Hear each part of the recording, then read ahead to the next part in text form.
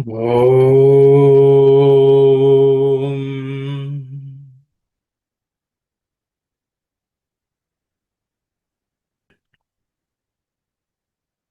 Om.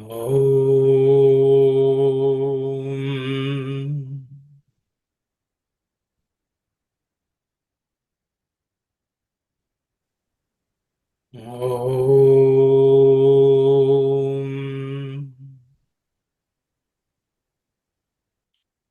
Om. Sahana vavatu. Sahanau bhunaktu. Sahaviryam karavavahai.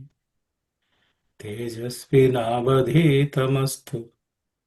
Ma vidvishavahai. Om. Shanti, Shanti, Shanti.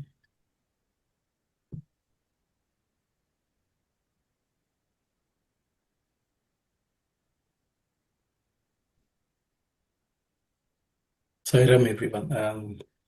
Before starting on the Suprabhatam, there was a request last week at the end of the session to summarize the Narada Bhakti Sutras. So I had agreed to do so. I spent some time looking at it and realized that Narada Bhakti Sutras themselves were summarization of devotion. To further summarize it would be a huge challenge.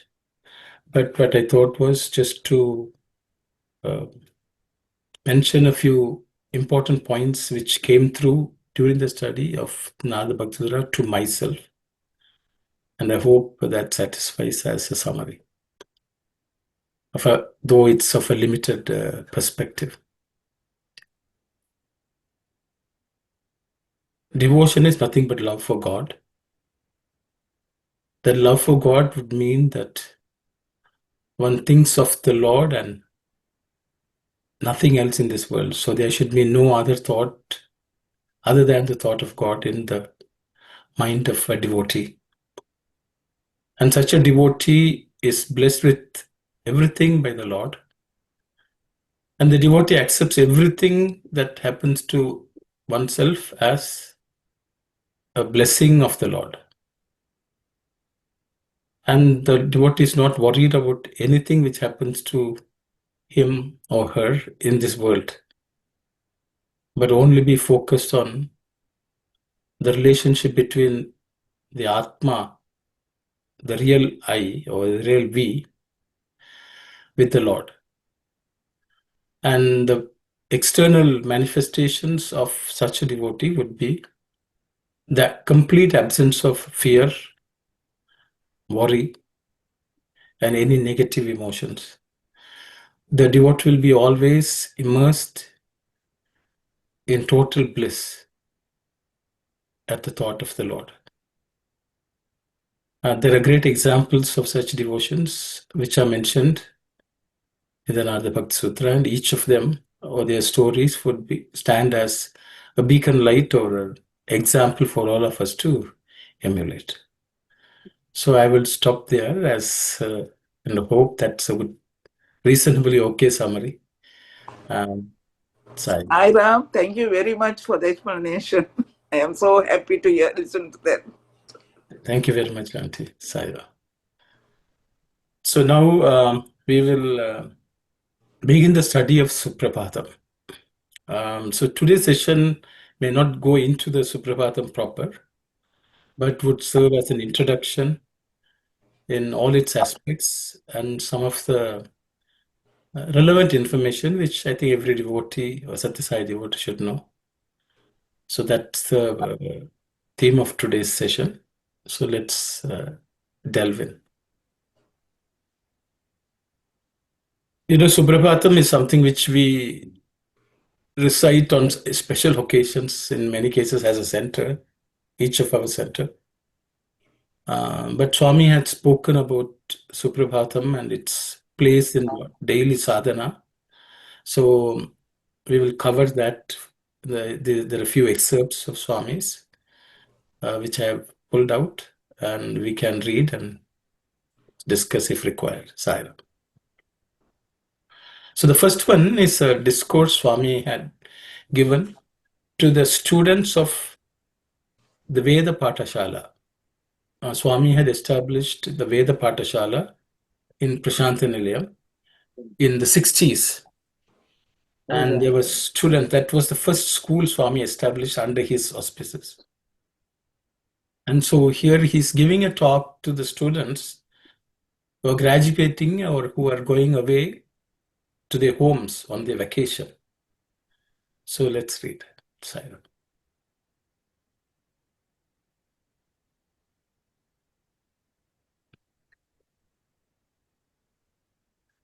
You had the valuable opportunity to listen to my discourses and directions.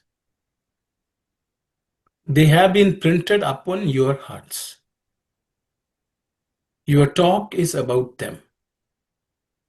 Your conversation is centered on me, my words, my Leelas, divine acts, my Mahimas, glories. When you go to your villages, you share the sweetness of this experience with the young companions you have left there. My advice is apply this adoration in life. Show your companions here and in your villages how disciplined you are, how sincerely you obey your parents, how deeply you revere your teachers. Be a light, a lamp, radiating virtue and self-control in the village. Do not slide back into indiscipline, bad manners, irresponsibility, and evil habits.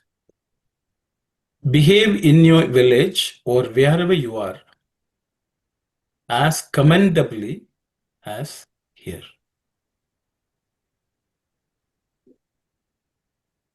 Rise from bread, there too,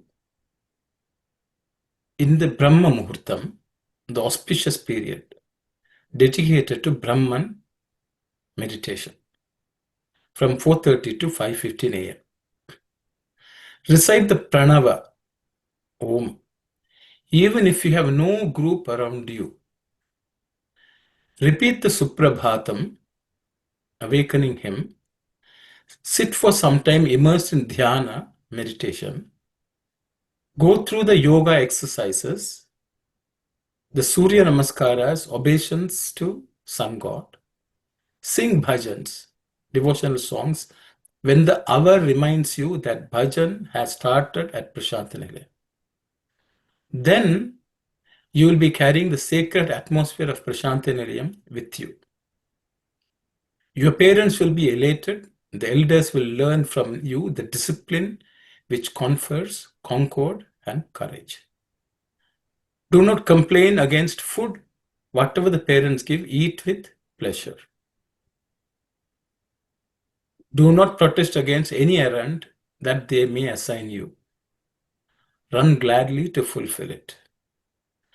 When they want you to nurse them, nurse happily, intelligently, glad that you got the chance. So, live here and everywhere, now and always, that I, who see you and know all thoughts, words, and deeds, can pour my grace on you more and more.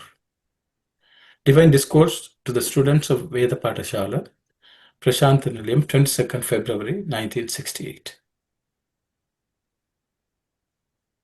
So I thought it would be very nice to know that Swami is giving us the recipe for creating a Prashantinilayam around us, and how every day we should perform sadhana, and Suprabhatam is an integral part of it. I also felt that the lessons we can learn from studying Suprabhatam is summarized by Swami in this excerpt. We can always come back and refer to it later if necessary. I will go to the next excerpt. This discourse Swami had given to the institute students, the university students later on. So you can imagine the similar message is there as well. Get rid of differences based on community, creed, or caste. Regard all mankind as one family. Give up feelings of hatred and aversion. As alumni of Sri Sathya Sai Institute, you have to stand out as exemplars to the world. Your conduct should be ideal and exemplary in every respect. That's what I expect from you. And this is what will give me joy. Even in your sports and games, you must strictly adhere to the rules and be good sportsmen. You must raise the standard of sport and develop team spirit. It's a good habit to get up early in the morning between 4 and 5 a.m. and complete your morning ablutions. That is described as Rishi Snanam, the bath of the sages. Your mind gets purified when you take part in the Suprabhatam in the morning.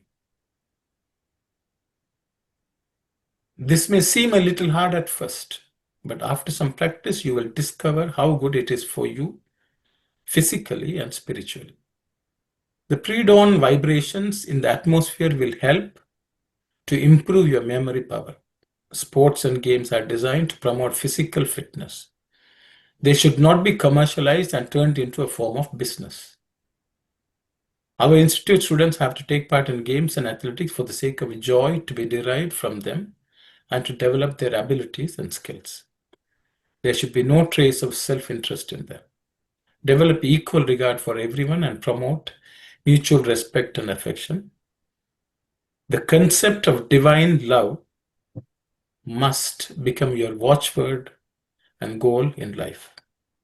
So this is a discourse Swami gave in the year 1989 on the 14th of January during the sports meet of the university.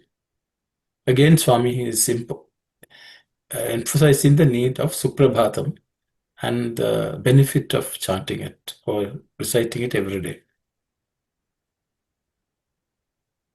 Now, this is a excerpt from a discourse Swami gave to the organizational members.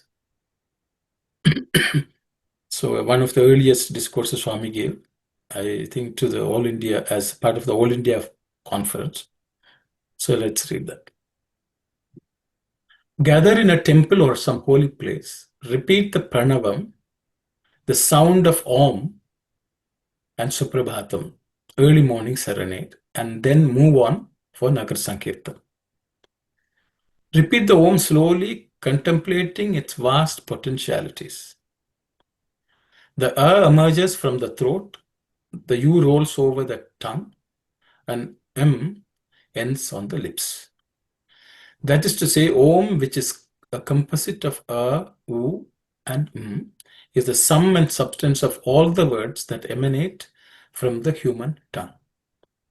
It's the primordial, fundamental sound, symbolic of the universal absolute.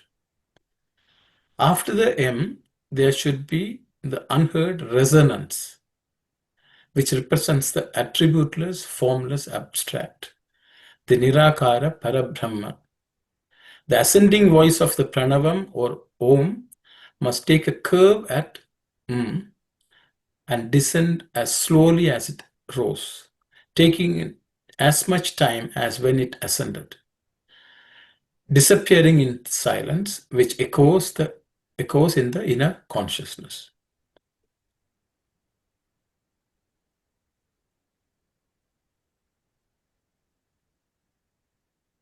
Sorry, I think.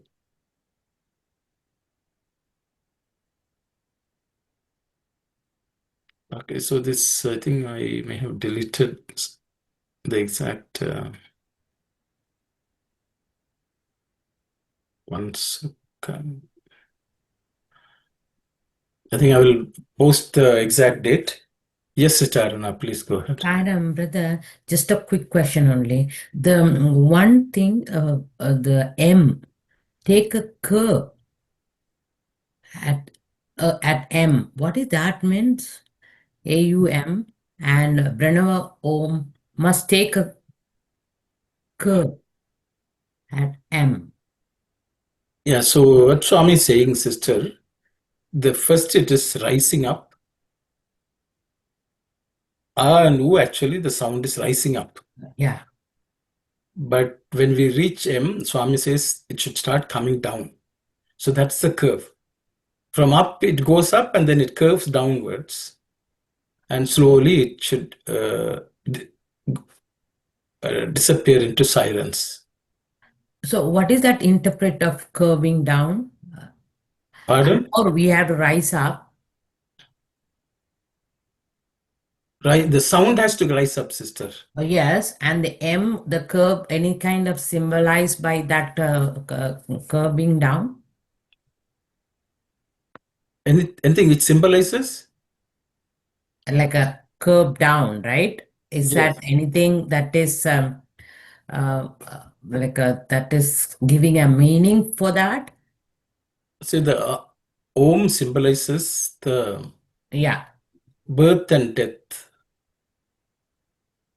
Okay, so we are also rising from God, and everything recedes into nothingness. Another example is I is considered the waking, U is considered dream, and M also considers deep sleep. So M symbolizes all activity should cease and we should rest.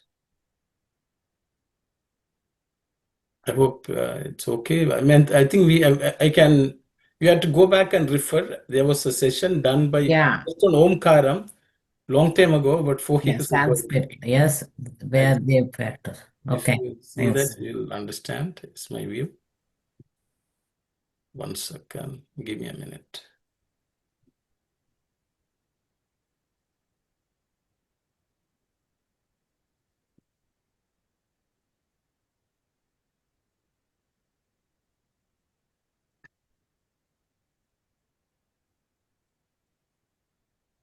Can you see? I think you can see now.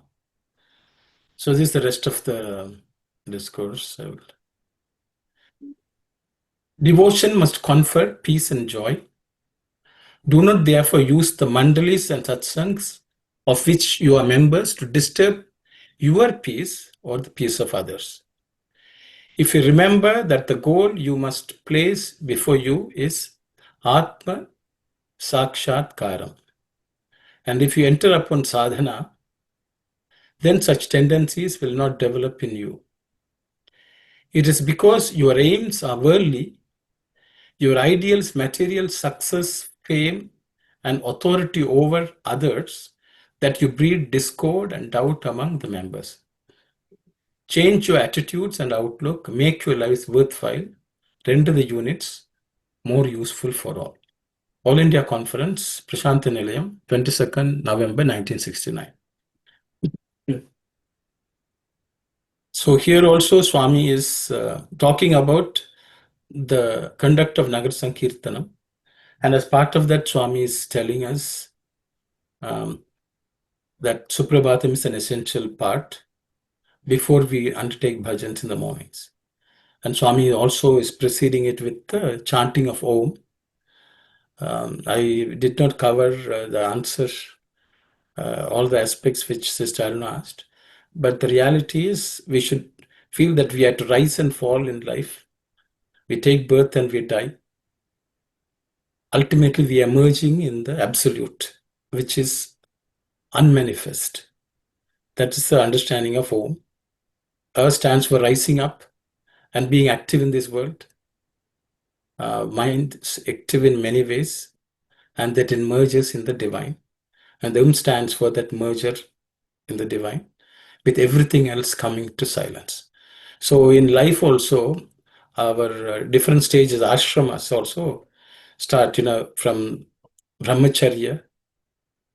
You can say I is brahmacharya, who is nothing but grahastha, where we are active. Then we take to vanaprastha, which is slowly disengaging from the world, and ending in sannyasa, which is actually complete merger with the Lord. So Om actually symbolizes that as well. Oh, thank you. So every day, morning till evening, when we go to sleep, we should forget everything. Stands for sleep. So to have that good sleep, we should disengage from the world slowly and be distant from everything else with which we were active. So I will just stop there. I think we have covered it amply sometime back when we studied Omkara. Okay, Sairam, I hope it okay. So then I put some facts. People will ask who composed Suprabhatam, when was it composed, and so on. Why should we chant? Why Swami is giving that importance? So I collected some data and have put it here. So I hope it's useful. So apparently, the first bullet, which Sri Sathya Sai Suprabhatam, was composed by Sri Dupati Tirumalacharya. Sri Dupati Tirumalacharya, and offered to Swami on Shivaratri Day, 22nd February 1963. Swami refined these verses himself and set tune and sang it. This information is actually from a blog post maintained by a Samiti in Hyderabad. So they have a list of things which are listed as Sri Sai Sathya Sai Avatar Vaibhavam, which they have mentioned significant events in Swami's life. I'm sure some devotee has published in Telugu that has been captured there. So I have picked it up from there and I've presented it here. So there are many things about Swami's life which are written in many books, many by old devotees in Telugu form. Many of them are lost or they are not available as English translations. So I thought it's good to present that. So I will just leave it as is for you all to use it. Then who is this Sri Dupati Tirumalacharya? Is Sri Dupati Tirumalacharya met Swami for the first time in September 1950 at Venkatagiri during Swami's first visit there. In 1950 September, Swami made a trip to Venkatagiri at the invitation of the Raja of Venkatagiri. And there are many things written about them, but I will not go into details. When Swami had gone on the trip, apparently when he landed, Swami, while talking to everyone there and people who are gathered, Swami had apparently made a statement, "Oh, the Telugu Pandit is not here today. He is gone away and he's unable to come because of floods, but he will come soon." And Swami was referring to Sri Dupati Tirumalacharya. And when he came subsequently after a couple of days, Swami embraced him and said, "I have come to see you." And Swami invited him, and he had a very long-standing relationship with Swami. Some additional pieces of information. Apparently at that meeting, Swami had apparently asked Tirumalacharya Garu, what is the average lifespan in your family? So apparently he had said, Swami, 55. And at that time, apparently Swami said, "I will give you another 32 years. And you can be with me." So that was something which apparently was narrated by his daughter, Saradama, who lives, I guess, in Hyderabad. This was captured in a book called Love is My Form, published by Mr. Padmanabhan of Sai Towers. So he had collected material of Swami's life between 1925 and 1950. So this Tirumalacharya was a poet at the palace of Venkatagiri Raja. And Sri Dupati, he was also the author of Satyam Shivam Sundaram in Telugu. The Telugu version of Satyam Sundaram was written by Sri Tirumalacharya. Just some information.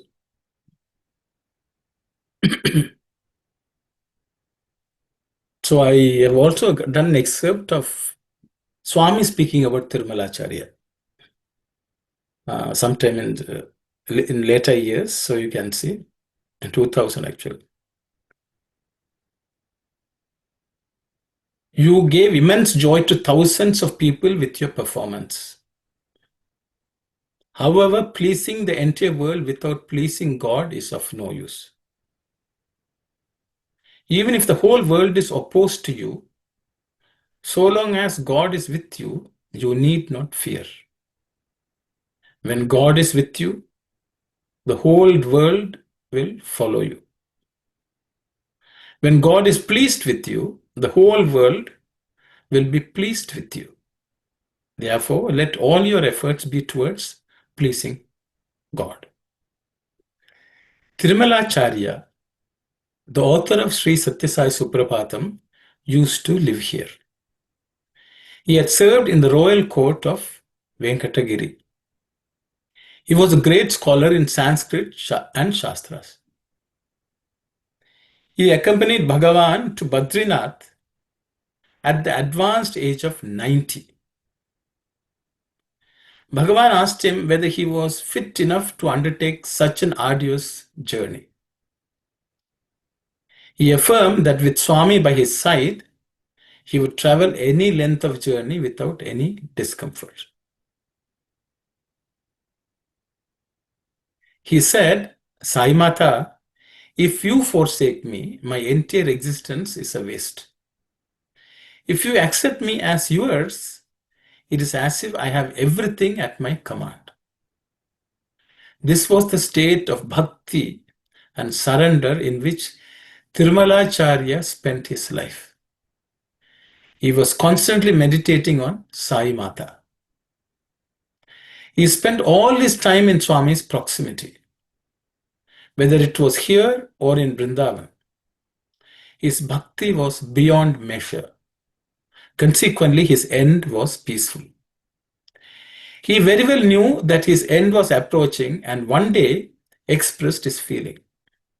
On being questioned as to how he knew about it, he replied, Swami is telling me from within. Saying so, he went for his bath, brought some water, washed Swami's feet, and sipped a few drops of the sanctified water. And said, Swami, my life has found fulfillment. Purnamada Purnamidam Purnat Purnamudachyate Purnasya Purnamadaya Purnameva Vishishyate. The whole is all that, the whole is all this. The whole was born out of the whole. Taking the whole from the whole, what remains is also the whole. Physically, mentally, and spiritually, I have attained this wholesomeness. Now the time has come for me to merge in you. Thereafter, he cast off his mortal coil and merged in Swami. There's no shortage of men filled with bhakti of this kind in the world. It is only because of the presence of such devotees that the world is able to sustain itself. So this was a discourse Swami gave on the 14th of January 2000. Again at the sports meet, after the institute students performed a play or something, Swami is speaking and Swami spoke about Sri Tirumalacharya. Yes, Santi Kanages, please go ahead. Sairamarno. This poet Tirumalacharya was the author of Satyam Sivam Sundaram, it says in Telugu. Yes. Was it a translation or his original one? From what I understand, Auntie, both of them were given the task. Kasturi Garu wrote in English and Kannada, and Tirumalacharya wrote in Telugu. So both of them must have prayed for it, and Swami would have given the title and the name. I do not think it's a translation, but I may be wrong. I hope so. Because it says author, no, otherwise it would have said translator. Yes. Okay, thank you very much, sir. Because at each time they were both submitting at the same time, and Swami released the book, from what I understand. So it's the early 60s, maybe 62, I think. If I'm not wrong, that's the date. Okay, Saira. Okay, Saira.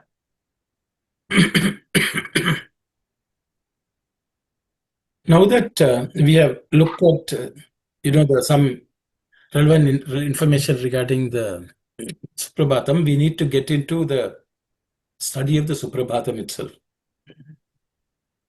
So I thought it may be nice to talk about the bhava which have to have the feeling with which we do Suprabhatam.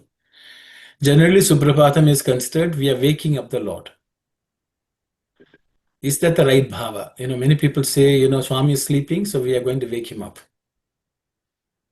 So this is general discussion. So I thought I have taken an excerpt from Dharma Vahini just to discuss this before we enter into the study of Suprabhatam. This may be a bit long and maybe detailed. If there are any questions, we can discuss. So with that thought, I will start. This chapter 10 in Dharma Vahini, anyone can read them if you wished.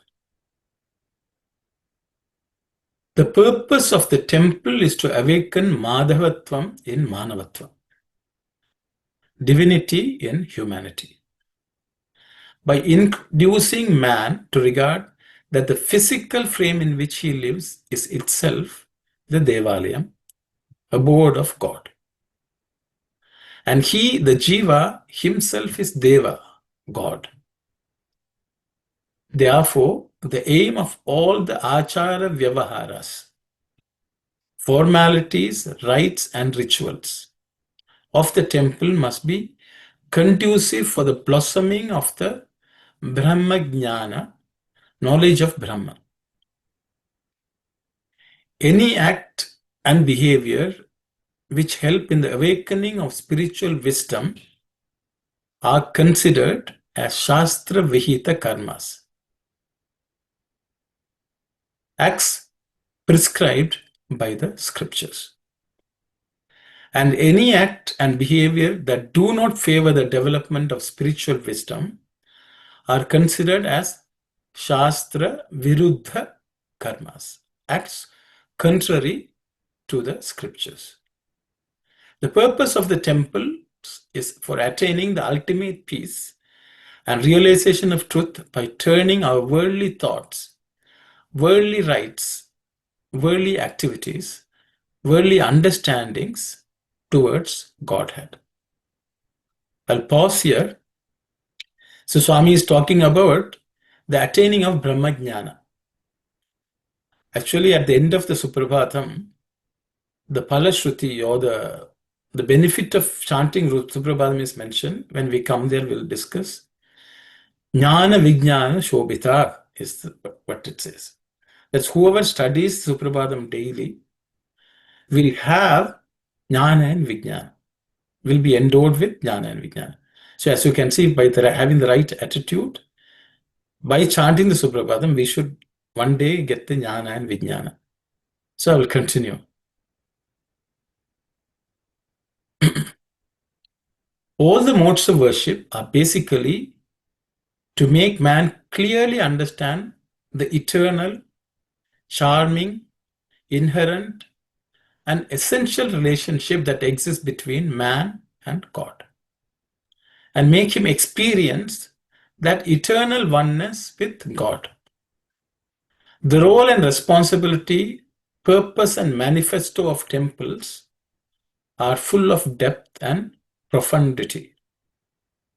The decadence of temples depicts the descending of man's awareness of the self, and the ascendance of temples shows the rise of his awareness of the self.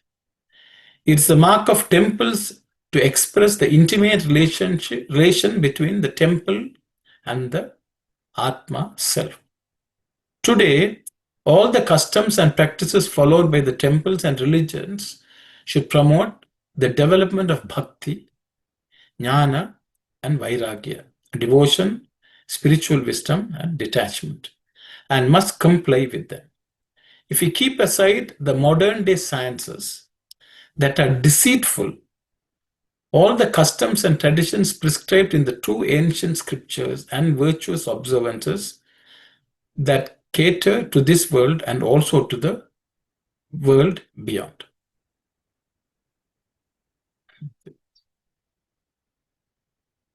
The scriptures teach man to properly shape his activities and behavior, or rules and rites, or observances and procedures, keeping in mind bhakti, jnana, vairagya as major goals. Of these three, bhakti, jnana, and vairagya, devotion, spiritual wisdom, and detachment, bhakti is the empress. Achara vyavaharas, rules and rituals, are the maids in waiting. The empress treats the maids with kind consideration and favor, no doubt. But if the rules and rites, which are but servants and aids, disregard the empress with bhakti, namely bhakti, they should be mercilessly dismissed. All our activities and behavior, or rules and rites, must therefore subserve the glorification of the empress, bhakti. This is the sum and substance of the principles of Satya, truth, and Dharma, righteousness. It is only then that spiritual aspirant can reach the goal of life.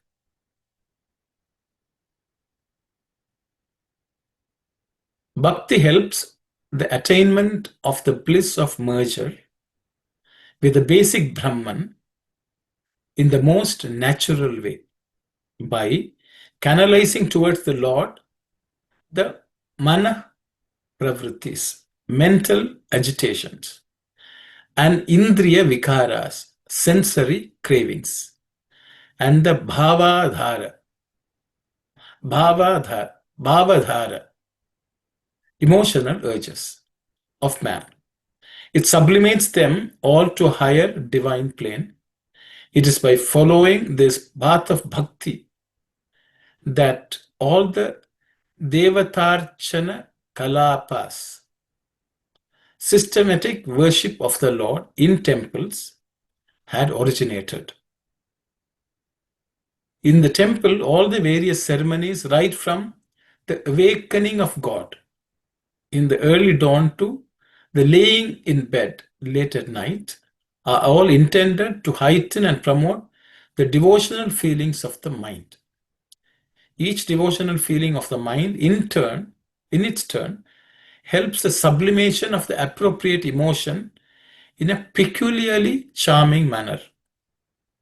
All these bhava taraka,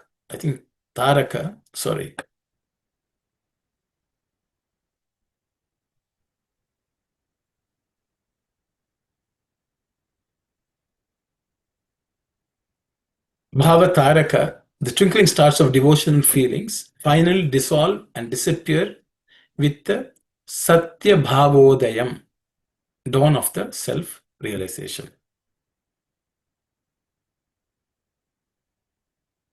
The Prakrita Bhavas, usual feelings of ordinary life, become elevated by the stamp of worship and dedication to the Almighty Presence. The Lord will evoke in each the emotion which that person associates with Him. As you keep shining in the quality of Sadbhava, goodness, you will be able to see the true form of the Lord. If He is conceived as a Bhutam, monster, He will devour you as a monster. If He is pictured and believed as a Bhutanatha, master of the five elements, He will manifest Himself as the Lokanatha, the Lord of the universe. Perhaps you might ask, how? Well, why talk about the possibility of your questioning so? The fundamental foolishness of Kali Yuga is this attitude only. Seeking advice has now become a fashion which is indulged in by both those who know and those who don't. This is irrespective of whether they follow the advice or not. People jump into this ignorance thinking that it's a mark of respect and to make others feel that they are knowledgeable. They have to be pitied more than condemned. For no one can lay down thus and thus only as far as matters related to the Lord are concerned. Jnana, spiritual wisdom, and Vairagya, detachment, might have some pramanas, standards of measure, but bhakti, devotion, is its own pramana.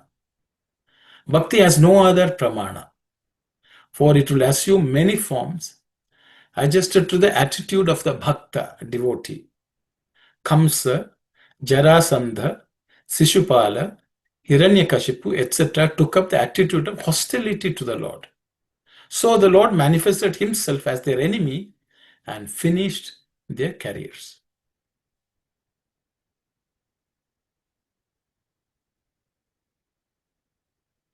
If the Lord is conceived as the most beloved one, most loved one, as Jayadeva, Gauranga, Tukaram, Ramadas, Surdas, Radha, Meera, and Sakkubai did, he manifests himself as the nearest and the dearest and showers Ananda.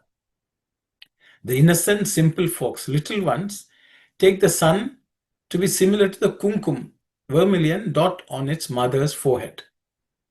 But the grown one see it as a sphere of effulgent heat. This shows the effect of the mental picture on the process of comprehension. In the case of Godhead as well as of the temples, the same law applies. It is proper that man should have an exalted attitude towards the Lord as well as the habitation of the Lord, the temple. This attitude also yields great good. While it is quite natural and appropriate that man should picture Madhava, God in human form, it is not desirable to assume that he is just an ordinary individual with flesh and blood. It is the principle of bhakti, devotion, that he is conceived as an extraordinary embodiment of sublime splendor. The feelings aroused by and during worship must be sweet and melodious and must imperceptibly transform the worldly cravings of man. They must not awaken or inflame the latent animal instincts of man. Take this example. Tyagaraja forgot that he should go to bed in his elation to see that Rama was put to bed. Here you should infer that not that Tyagaraja made Rama sleep in a swing. You should infer that Rama seated Tyagaraja on the swing of devotion and gently swung him. Instead of remembering your child in its cradle when you swing your Ishtadevata, chosen Lord, in the silver or golden cradle, you must cultivate the attitude of seeing your chosen deity, Rama or Krishna, in the cradle when you swing your own child in it. So too, when you stand before the installed Ishtadevata in a temple, you must get confirmed in the installation of Brahman in your own heart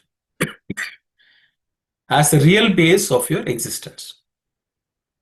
It is to instill this feeling alone that the rites and ceremonies of temple worship have been organized. But they should not be mistaken as ordinary worldly activities. So you should not take the Sita Rama, Radha Krishna, Lakshmi Narayana, or Parvati Parameshwara in the temple as pitiable couples, eking out a miserable existence in the cramped sanctum sanctorum, subsisting on the food given by the archaka, an officiating priest in a temple, and slaking thirst with the drinks that he offers. Also, without knowing the inner significance of the temple rituals, the doors of the inner shrine are not opened in some temples saying, the Lord is sleeping, the Lord is taking food, etc. This is quite meaningless and absurd. They sometimes even enforce silence for the Lord is asleep and he might be awakened too soon by your noise. There will be no chance at such times even for an emergent pleading. Statements such as these may cause wrong conclusion and conceal the true significance of temple ceremonies. Also, many non-believers of God who are not able to know the true significance of these ceremonies raise many ridiculous queries like, will the Lord not feel sultry inside Will he not feel the need to come out to answer the calls of nature?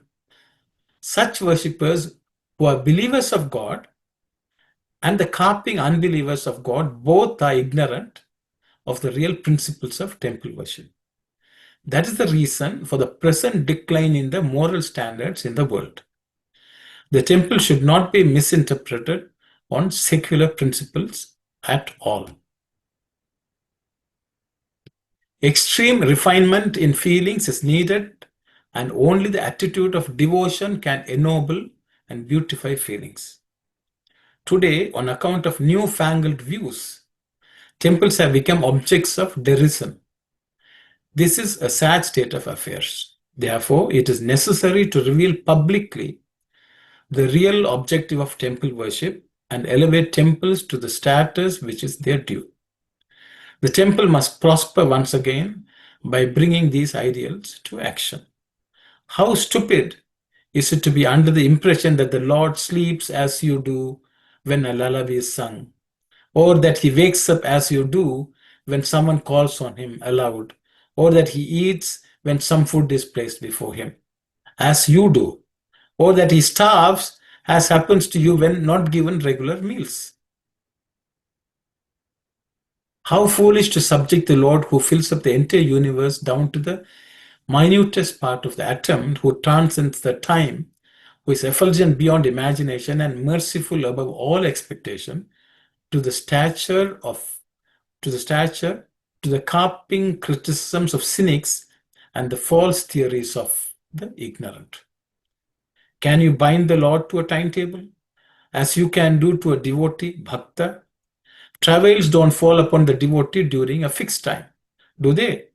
Does the devotee who is bound by the chains of time held by the Lord have to wait till the Lord is awakened from sleep? Oh, the foolishness of it all. The infant can cry for milk at any time.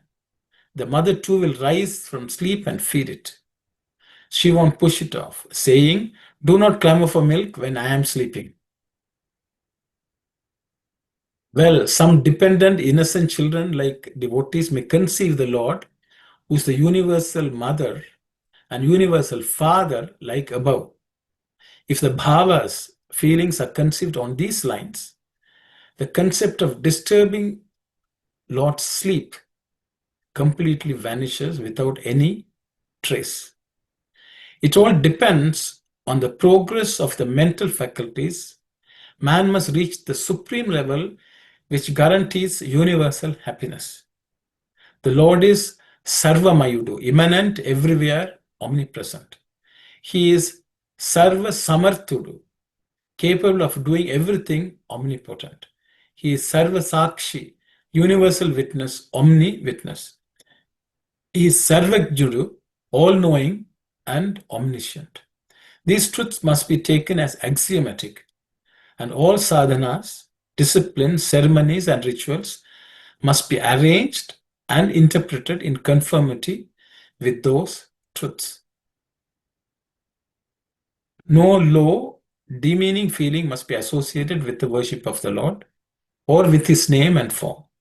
Therefore, the highest devotional feelings are very essential. To say that the Lord's sleep will be disturbed, that one should not interrupt him while eating, etc., and that at such time the doors of the temple must remain closed is, to say the least, infantile. It does not indicate a broad, proper, or correct attitude. When the emotion of bhakti, devotion, gets ripe and blossoms more fully, these low secular feelings melt away into nothingness. So this excerpt, very long one, is accepted, where Swami is dwelling on how we should treat worship of the Lord. The worship of Lord is nothing but installation of the Lord in our own hearts. Whether he wakes up or he sleeps, it's all in our heart. Ideally, we should have the Lord awake at all times in our hearts. So that's why Suprabhatam is sung. So I thought it's important because however we are going to study it with the right attitude. The translations will be also similar, I hope, with Swami's grace. And I thought I will stop here. I have one more slide where I thought we'll just look at the meaning of Suprabhatam today. So just read the Sanskrit. Anyone who is interested. Sri Sathya Sai Suprabhatam. Sri Sathya Sai Suprabhatam. Sri Sathya Sai Suprabhatam. So let's look at the meaning of the word Suprabhatam. Generally, people say Suprabhatam is good morning. Su is good, Prabhatam is morning. But we'll go a little deeper to see what each letter in the word symbolizes. So I've just broken the words separately. It's made of Su, Pra, Bha, and Tam. These are the four parts of this word. Su stands for auspiciousness. Anything auspicious is described with the Su as the first letter. That's Shubham and so on. Okay. Auspiciousness. Suprabhata means auspicious dawn of light, generally. Su is auspicious. Pra means manifesting. Prakriti or prakarsha, things like that. So that which spreads or which begins also. Pra. Bha means light, brilliance. Okay. Prabha means spreading of light is prabha. Light that spreads its brightness around it is prabha. Or any brilliance, anything which light endowing is prabha. Suprabha means auspicious light. The word tham is actually a suffix which is added. It's called ukta technically in Sanskrit. Ukta is the suffix which is added, and which basically means beginning of manifestation. Okay, beginning of manifestation is sort of, it summarizes it. Okay, that means beginning of the manifestation of the light. Okay, that activity is referred to by the th. Okay, Su means auspicious, Bha means light, Pra means manifesting. That happening, that taking place is referred to by the th. So it indicates, puts it all together. So the summarized meaning is the auspicious dawn of light in our hearts. Suprabhatam is nothing but the auspicious dawn of light in our hearts. That's what we pray every day, so that our heart is filled with light emanating from the Lord. And that's why it's just as the day rises, day dawns with the sun rising, we are praying for the light of God to dawn in our hearts. If it had gone to sleep. So even if it's awake, the inner light, we had to wake it up. For that purpose only we chant and recite Suprabhatam. And with Swami's help, we'll be able to study it well and be able to practice recital every day and create a Prashanta Nilayam around us. With those thoughts, I will stop for today. If there are any questions and if I have an answer, we can discuss. Or I will find out an answer and come back. Sai Ram Kanagesanti. Sai Ram, I don't know. This has nothing to do with the Suprabhatam. But what is the significance of the Unjal part? Unjal. We have Swami, or even in any temple, they have now this Unjal part. So I think Swami has already answered. I will go back. Swami is talking about Tyagaraja. Yeah, something came there, yeah. So here it is. Yeah, instead of remaining. I will just read it. Take this example.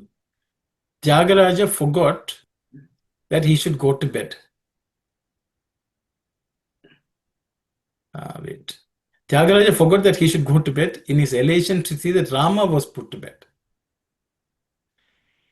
Okay. Here you should infer not that Tyagaraja made Rama sleep in a swing. You should infer that the Rama seated Tyagaraja on the swing of devotion and gently swung him. So the understanding is the Lord should relax in our own heart. This is my understanding. I will just say the Rama apparently is putting Tyagaraja to sleep. Okay. So where he is putting him in the swing of devotion. And so that means the Tyagaraja is sleeping with the thought of the Lord. But that is symbolized externally as Tyagaraja swinging the Lord. Because the reality is the Rama which he is swinging is the Rama in his own heart. He is unable to sleep, his mind is not so steady. So he is dwelling on the name of Rama, and we should gently swing that Lord in our own heart. So there is more peace in our own inside us rather than the Lord needing some peace by our swinging. So the idea is generally in our own heart, the Lord resides, but poor Lord is assaulted by all of our thoughts. So the Lord, the peace which stems from the Lord is not reaching us. Our mind itself is agitated. So by gently swinging the Lord in our heart, our mind will be calm. That's the purpose of the swinging of the Lord. The Lord will never sleep because how can he sleep when he is the Lord? But it sort of means that he is taking rest, so that that restfulness which comes from the Lord being present in our heart will reach our own mind and calm it down. That's my understanding. I think Swami has covered this in some other parts as well. I will stop. You can't assume that imagining that the Lord is a child. You can't say that. Yeah, Swami has in the next paragraph, Swami has said, instead of remembering your child in its carol when you're singing, Swami is saying some people do the jula and think of their own child. Okay, that because they are used to putting their child to sleep, so they are thinking that they are also putting God also to sleep. But Swami says when you are swinging your child in the cradle, think of the Lord. Okay, I get So it's an exact reverse. Actually, it's a mirror image in us. it. So you have to treat your heart as the swing. Yes. Thank you. In which the Lord is reclining. Saira, thank you. Yes, anyone else has any question? If not, we can close the session and we'll meet again next week. Hopefully, we'll enter into the Suprabhatam, and with Swami's help and guidance, we'll be able to understand it well. Saira. Om Samastaloka Sukhino Bhavantu. Samastaloka Sukhino Bhavantu. Samastaloka Sukhino Bhavantu. Om Shanti, Shanti, Shanti. Sairam, everyone.